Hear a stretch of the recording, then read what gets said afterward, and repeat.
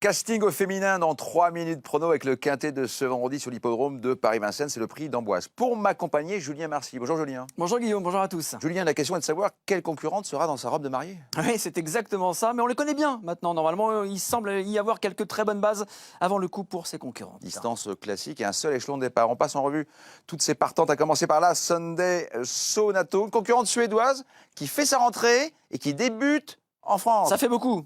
On va regarder courir. Attention à Zante Laser qui, en revanche, elle, a une course dans les jambes et elle a été repérée d'ailleurs à cette occasion après sa faute. J'aime beaucoup Digital Class, beaucoup, le numéro 3, qui vient de faire de très bons débuts sur notre sol. Deuxième partie de tableau avec le 6, Fine Pearl of Love, qui fait toutes ses courses. Exactement, on a fait appel encore à Jean-Michel Bazir. Puis à Fastidio, la délicate Fastidio. On ne sait jamais trop sur quel pied danser avec elle, mais on a fait appel à Alexandra Brivard, ce qui est assez rare, mais ça fonctionne bien. Le 9, Flamme Vive, va apprécier le parcours. Exactement, elle est en forme, elle a vraiment tout pour elle, l'engagement est encore très bon, Franck Nivard la connaît bien, et en plus elle a déferlé des 4 pieds. Moi je me méfie un petit peu, je sais qu'on n'est pas tout à fait d'accord, mais de Datzel Jet, qui vient de bien courir pour son retour sur la grande piste, et qui trouve un bel engagement. Je trouve que c'est une 4/5e possible à une cote amusante. On tourne la page avec le 13, French Way of Life. Sur le parcours, c'est 100% de réussite dans les 3 premiers. C'est magnifique. Alors, il lui manque vraiment quand même un petit bâton, un petit succès pour concrétiser tout ça. Il ne reste que sur des 2 et 3e places. L'engagement est encore parfait. C'est une des très bonnes bases. Et puis à Fantasia de Ligny, qui une nouvelle fois, comme l'hiver dernier, fait parler d'elle. L'engagement est parfait, elle reste sur de succès. Oui, mais tout n'est pas joué d'avance, comme nous le confirme son entraîneur Yannick Henry.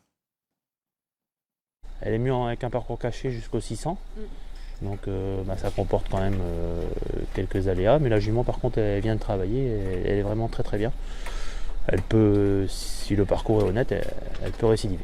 Là on a laissé un peu plus de fraîcheur, mais la jument elle est vraiment bien, très tonique et pas nerveuse, donc c'est ce qu'il faut pour elle. Et la plus riche du peloton, le 15, Philéo de Jarry, à ne pas négliger. Oui, c'est vrai, attention, si elle arrive à prendre la tête, moi je suis un petit peu circonspect concernant ses chances.